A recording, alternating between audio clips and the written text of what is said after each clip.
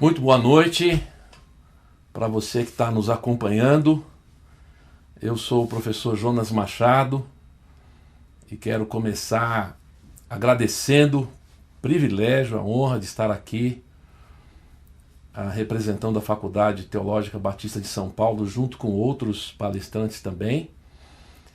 E quero agradecer a oportunidade que me foi dada de estar aqui para falar com vocês a respeito de um tema que nos últimos tempos, até alguns meses atrás, estava bem adormecido do ponto de vista das notícias gerais, mas que retornou para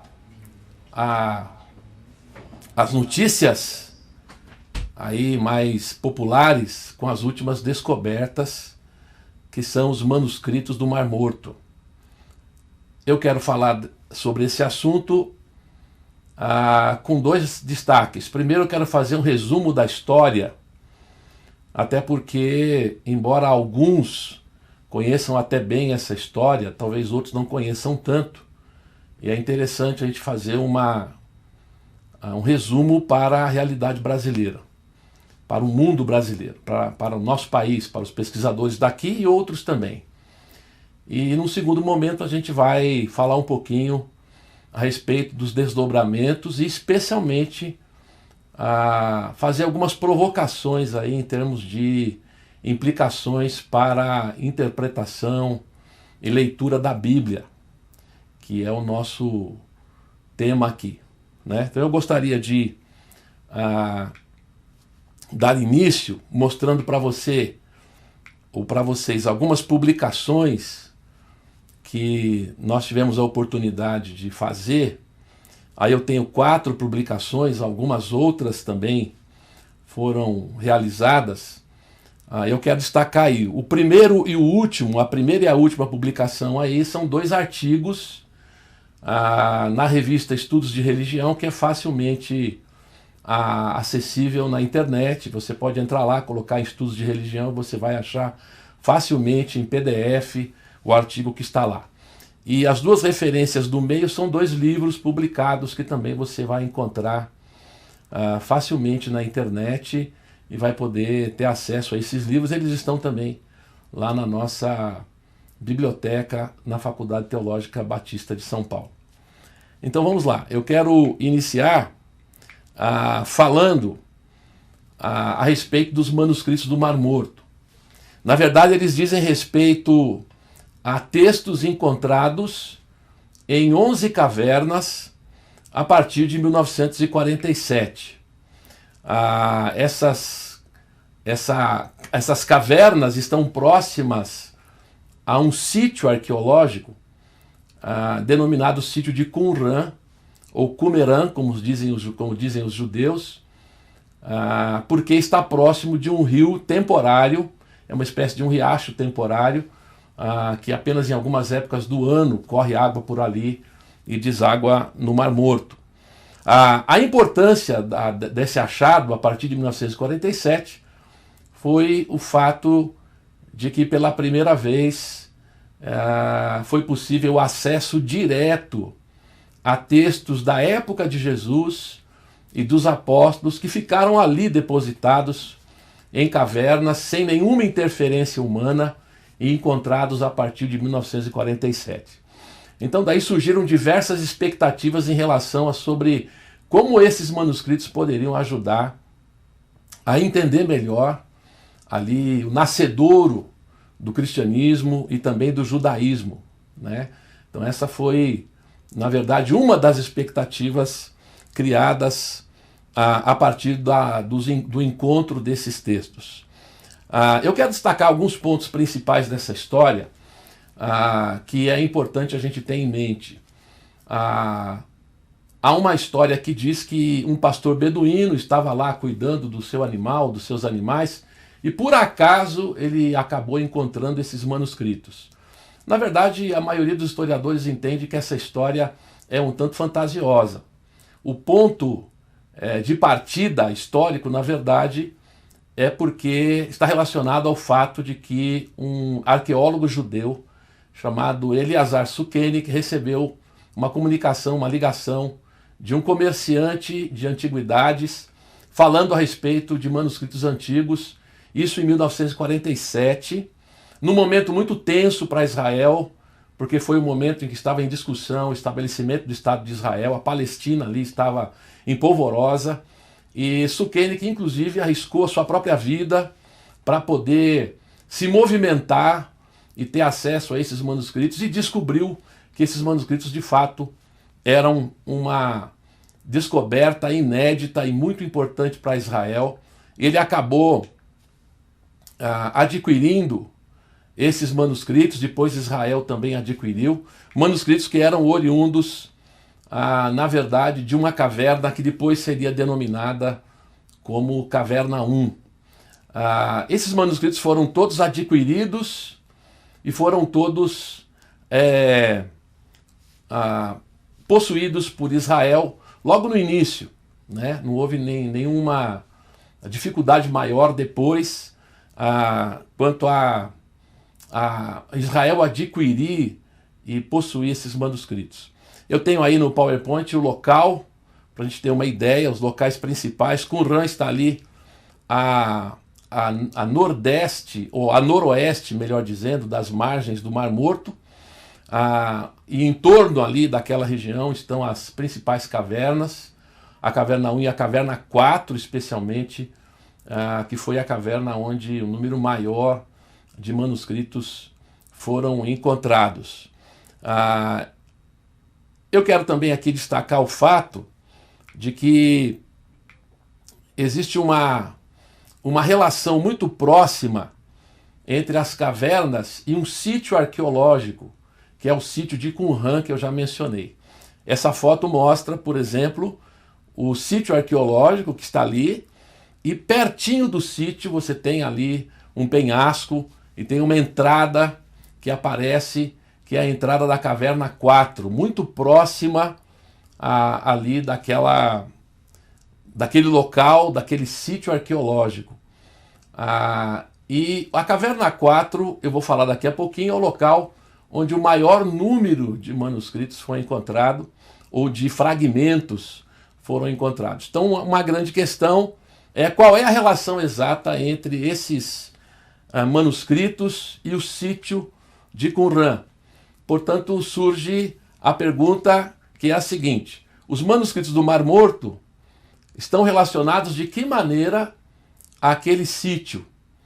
E Eleazar Sukenik, quando ele viu os manuscritos, ele logo deduziu que aqueles manuscritos pertenciam a um grupo chamado de essênios, por outras fontes, especialmente Plínio, Joséfo e Filo. A relação entre os manuscritos, o sítio de Qumran e essas outras fontes é tida como certa pela maioria dos pesquisadores. Eles entendem que os manuscritos do Mar Morto, de fato, foram produzidos, pelo menos parte deles, por uma comunidade que vivia no sítio de Qumran e que se refere aos essênios mencionados por essas fontes que eu acabei de citar. Entretanto, existem alguns que questionam qual é a exata relação, por exemplo, se de fato os essênios representam a mesma comunidade, exatamente a mesma comunidade que está por trás dos manuscritos encontrados ali naquelas cavernas ao redor do sítio de Qumran.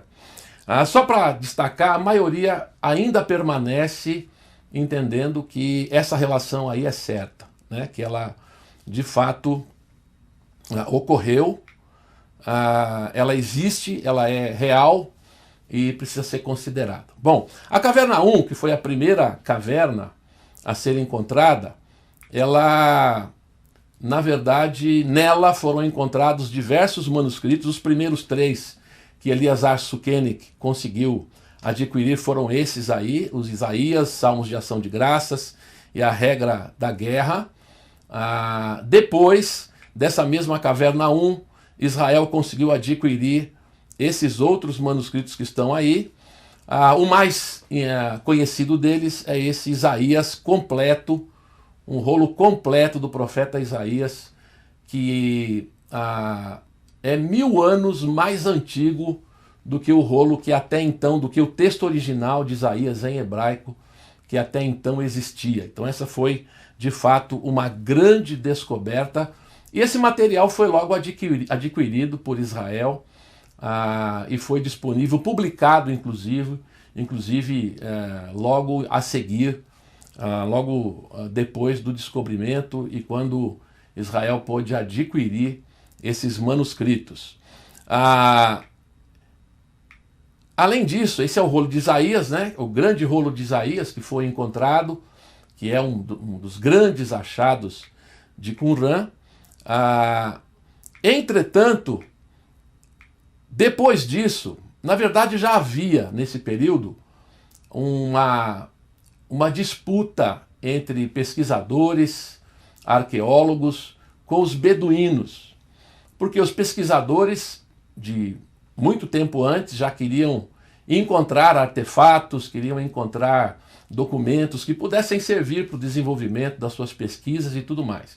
E os beduínos, que eram habitantes da região, logo perceberam que aqueles artefatos e manuscritos eram muito valiosos. Então a intenção deles era encontrar esses manuscritos, esses artefatos, para poder vender.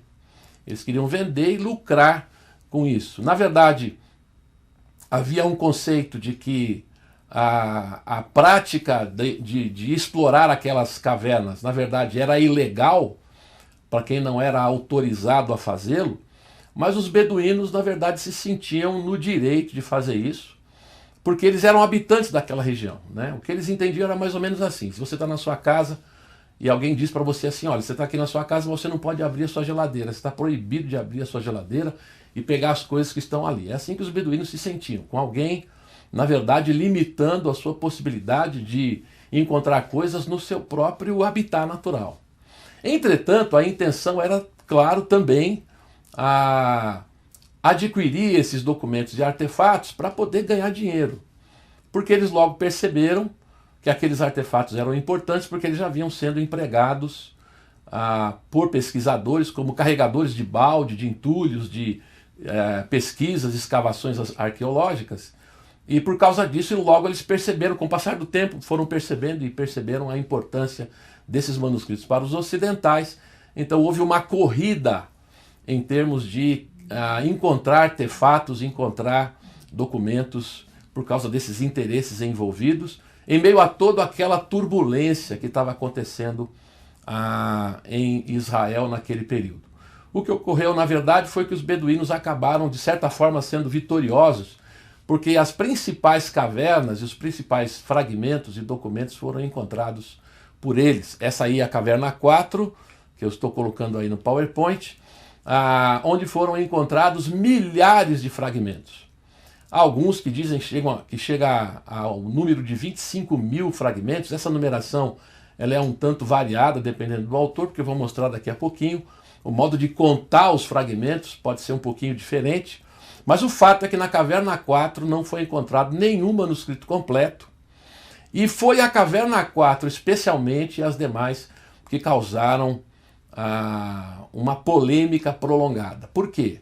Porque depois da descoberta da caverna 1, por razões políticas, por razões de relacionamentos próximos, as descobertas ficaram confinadas àquele espaço, os documentos ali encontrados depois da caverna 1, especialmente esses da caverna 4, que foram encontrados em 1952, ficaram limitados a um número de 10 pessoas, 10 pesquisadores liderados por um padre francês chamado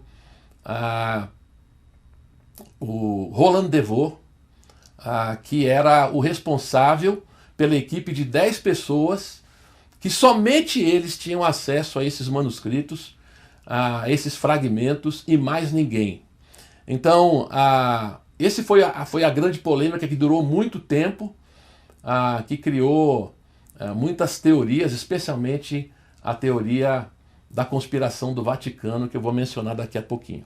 Hoje, porém, nós temos todos os textos dos manuscritos do Mar Morto publicados no DJD, que é uma coleção o nome em inglês é Discoveries in the Judean Desert, que é, na verdade, publicada pela Universidade de Oxford. E hoje estão todos, na verdade, publicados, todos os que foram encontrados naquelas 11 cavernas acabaram sendo publicados. E mais recentemente, duas descobertas chamaram a atenção. Primeiro, uma 12ª caverna foi encontrada, a chamada Caverna 12. Entretanto, essa caverna não tinha nenhum manuscrito, apenas algumas ferramentas, e os pesquisadores entendem que provavelmente essa caverna já tinha sido explorada pelos beduínos e o material ali encontrado já tinha sido comercializado de alguma forma, mas o fato é que a Caverna 12 foi uma descoberta que chamou atenção, mas depois também se tornou quase que uma grande decepção, porque ali não foram encontrados nada foi encontrado ali, nenhum manuscrito, nenhum fragmento foi encontrado ali. E mais recentemente encontraram numa caverna mais ao sul, próximo de Engedi, entre Engedi e Masada, uma região lá, que é uma caverna inclusive conhecida como Caverna dos Horrores, porque lá foram encontrados muitos cadáveres. Ali foram encontrados fragmentos em grego, poucos fragmentos, mas em grego, que eram traduções de textos bíblicos de alguns profetas. E uma coisa interessante que há nesses fragmentos é que o texto está em grego, mas o nome de Deus, o tetragrama sagrado, aparece em hebraico no meio do texto grego, embora essa prática não é desconhecida. Ela já foi mencionada, já havia sido mencionada antes, e já havia sido encontrada antes em alguns textos antigos, mas esta foi uma característica interessante desses manuscritos ali encontrados, que ressuscitou, vamos dizer assim, o interesse dos noticiários pelos manuscritos do Mar Morto e trouxe novamente para as notícias essa descoberta que por alguns foi considerada a descoberta mais importante do século XX para a arqueologia e para as pesquisas de antiguidade. Isso que eu estou mostrando aí é um fragmento desses encontrados na Caverna 4. Isso é um facsímile. Então, só para vocês perceberem aí, nesse fragmento, a gente tem um grande fragmento logo abaixo, e temos dois fragmentos, um no centro-direita e um na extrema-direita. Inclusive hoje, lá no Museu de Israel, esses 3 fragmentos estão separados em placas diferentes.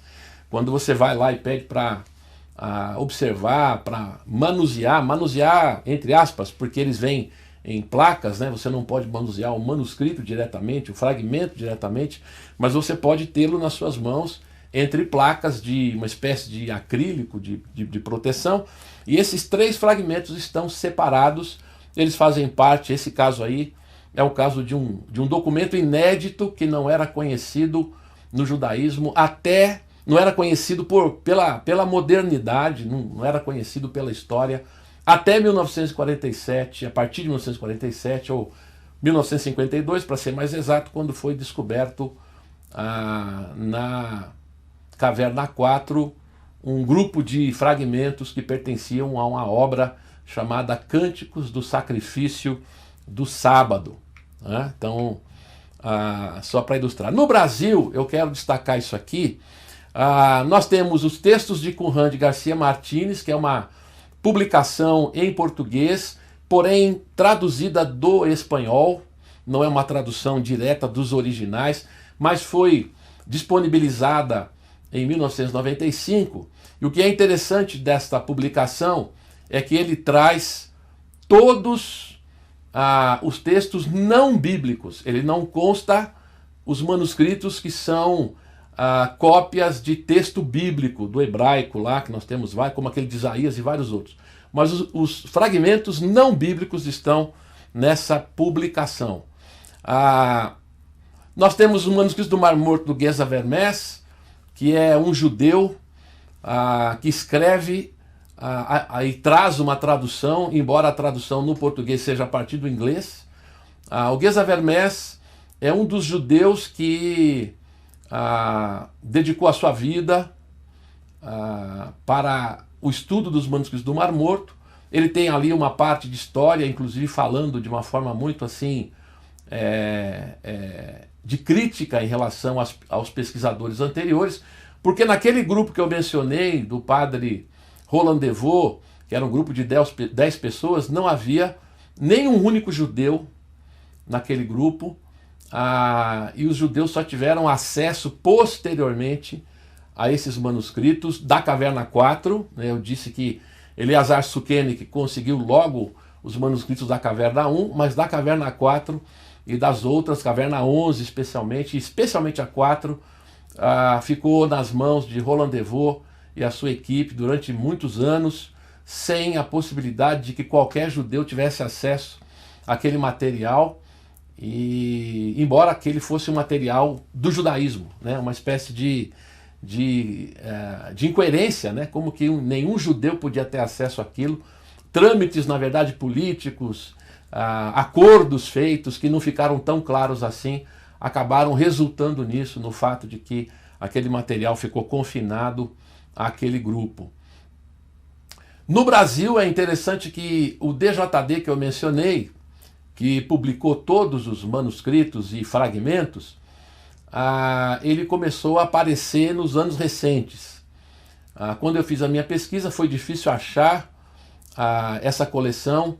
Acabei achando, na verdade, por acaso, na Universidade Metodista de Piracicaba, onde havia uma cópia, uma cópia desses textos todos lá, havia uma coleção inteira, DJD, na verdade guardada numa Casa da Cultura, no centro da cidade, numa biblioteca que era especializada em metodismo, quer dizer, não tinha nada a ver com pesquisas da antiguidade, estava ali, alguém havia ganhado aquela coleção, guardou lá e ninguém sabia, e nós acabamos descobrindo ali. Depois, a Universidade Metodista adquiriu esse material, também a Unicamp, fizemos o pedido lá na Unicamp para que esse material chegasse, que é o material, é a publicação oficial dos manuscritos do Mar Morto, as publicações que eu mencionei no início falam de toda essa história, explicam melhor essa história. Há uma pesquisadora, especialmente do Brasil, que é a professora Clarice Ferreira da Silva, que fez mestrado, doutorado e pós-doutorado publicado, já estão publicados no Brasil, e inclusive fez um projeto. Ela morou em Jerusalém durante algum tempo.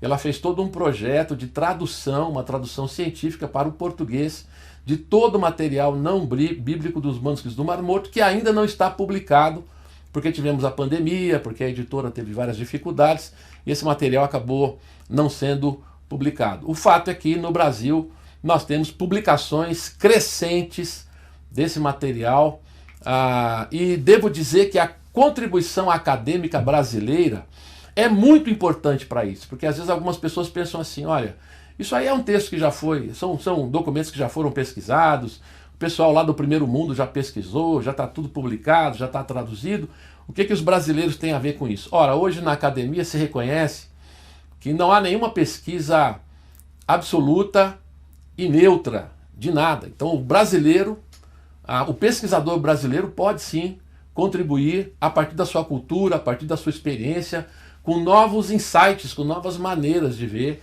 e de entender esses manuscritos. Então, a contribuição acadêmica brasileira pode ser, de fato, muito importante.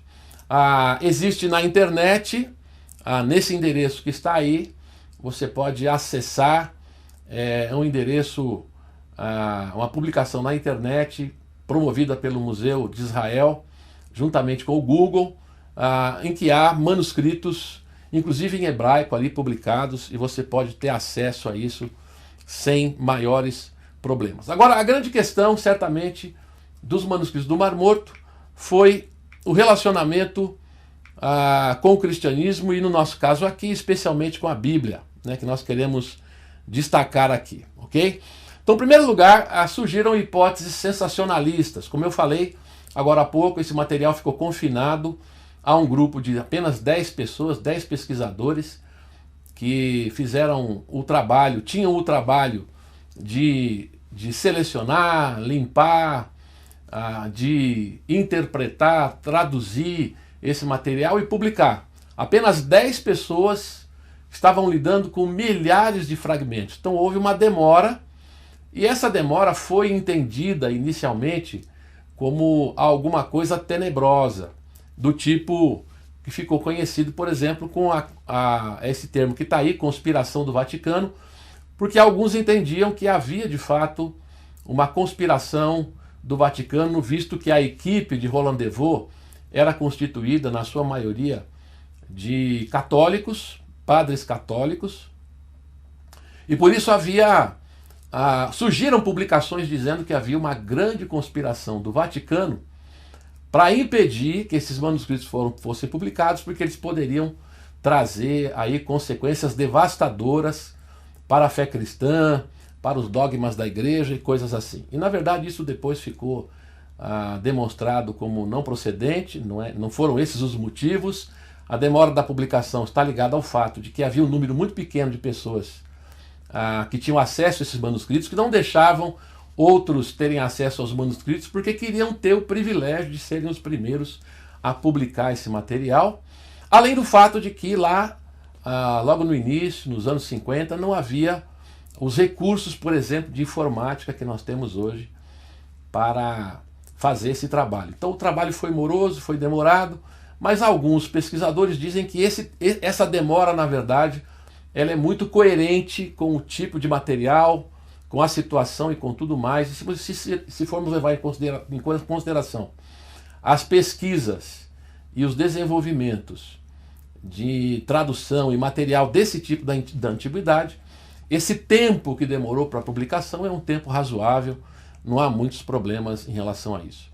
Surgiram hipóteses revisionistas, como Norman Golb, que dizia que esses manuscritos, na verdade, não eram de nenhuma comunidade ali, próxima, mas eram manuscritos de uma grande biblioteca de Jerusalém que haviam sido levados ali quando da crise que acabou resultando na destruição de Jerusalém e do templo no ano 70. Então Norman Golb dizia que esses materiais, na verdade, pertenciam a uma grande biblioteca em Jerusalém e que foram levados ali, escondidos ali, no período da grande crise. Agora, em termos da relação direta com o cristianismo e com a Bíblia, por exemplo, uma das questões levantadas e pesquisadas e já discutidas ao longo dos anos foi a relação com essa pergunta: será que João Batista e Jesus de Nazaré foram essênios, tiveram contatos com os essênios? Há aproximações, por exemplo, no caso de João Batista, de Jesus também, mas João Batista especialmente, a gente vai se lembrar que João Batista era aquele que batizava. O próprio nome, né, Batista, está relacionado ao fato de que ele praticava o batismo de arrependimento para a remissão de pecados. E uma das características das ruínas de Qumran é justamente o grande número de cisternas. Quem vai lá hoje nas ruínas de Qumran encontra lá um grande número de cisternas, todas elas com uma plaquinha escrito lá banho ritual, tanto em hebraico como em inglês, porque os pesquisadores entendem que aquelas cisternas eram usadas para rituais de batismo, de lavagem e tudo mais. Então tem aí uma relação de proximidade daquelas cisternas e práticas de ritual de batismo e uso de água para simbolizar a purificação, que acaba chegando tendo uma certa relação com João Batista e a sua prática de batizar. O Evangelho de João, capítulo 4, fala que Jesus e os seus discípulos também batizavam, embora os evangelhos não destaquem isso. É possível que Jesus e João Batista tenham tido contato com os essênios ou com aquela comunidade, mas não há nada concreto, absoluto sobre isso. Agora, sobre Paulo também, há muitas pesquisas que foram desenvolvidas aí ao longo do tempo, procurando aproximações com Paulo, o seu contexto, e especialmente eu quero destacar aqui a expressão obras da lei. Bom, Paulo e seu contexto, ultimamente tem surgido questionamentos em relação a visões tradicionais a respeito do apóstolo Paulo. Surgiu a partir final dos anos 70, surgiu a discussão sobre a nova perspectiva sobre Paulo, que propunha que Paulo, na verdade, ao usar a expressão obras da lei, ele estava se referindo às regras alimentares, especialmente a circuncisão, a guarda do sábado e também as regras alimentares, a circuncisão e a guarda do sábado como elementos de identidade que deveriam ser impostos para os não-judeus que estavam crendo no Evangelho. Especialmente na carta aos Gálatas e também na carta aos Romanos, nós temos essa expressão obras da lei, que segundo a nova perspectiva sobre Paulo, se referem a esses elementos especialmente como sinais de identidade e que um grupo de cristãos, judeus crentes, queriam impor para não-judeus como algo que fosse indispensável para que encontrassem salvação. Está em Atos capítulo 18, verso 1. Essa expressão obras da lei foi encontrada especialmente num documento que é conhecido como Mixat Maaser HaTorah. Maaser HaTorah em hebraico quer dizer obras da lei, e é uma carta haláquica, conhecida como carta haláquica, que foi, na verdade, escrita visando as práticas do templo e falando sobre as obras da lei, que seriam os preceitos necessários para que aquele grupo pudesse se caracterizar como o grupo da nova aliança, o grupo que seria o herdeiro da nova aliança e, portanto, o grupo herdeiro das promessas de Deus, considerando o fato de que os demais judeus eram tidos como ímpios e como aqueles que estariam, na verdade, fora da aliança. Então há um paralelo, não é um paralelo exato, mas um paralelo próximo. Poderíamos falar aqui também de contestação e confirmação de dogmas cristãos que não se firmaram, na verdade. Há autores que vão dizer que os dogmas foram contestados e há autores que vão dizer que os dogmas foram confirmados, na verdade. Para a crítica bíblica isso também é usado. Eu coloquei aí o exemplo do livro de Isaías. Na NVI você vai encontrar, por exemplo, notas de rodapé que já usam os manuscritos do Mar Morto. Temos também o Pesher Abacuque, que é, na verdade, um texto que nos fala de uma interpretação interessante, muito diferente do que nós costumamos fazer, do profeta Abacuque, que serve de exemplo de como pelo menos uma parte, pelo menos um grupo lia a Bíblia, interpretava a Bíblia naquele período. E por último, eu quero dizer que o que ficou evidente a partir da descoberta desses manuscritos é que havia uma diversidade muito grande do judaísmo no período que precisa ser considerada quando nós levamos em conta não só o judaísmo, mas também a fé cristã no seu nascedouro. Espero que eu tenha feito aqui algumas provocações que possam ajudar você a continuar a pesquisa e a se voltar para esse tema que voltou a ficar em evidência agora com as novas notícias e que certamente novas descobertas poderão surgir, porque o governo de Israel, mais recentemente, está empenhado em pesquisar aquela região e, quem sabe, achar ali novos materiais. Muito obrigado, que Deus te abençoe, muito boa noite.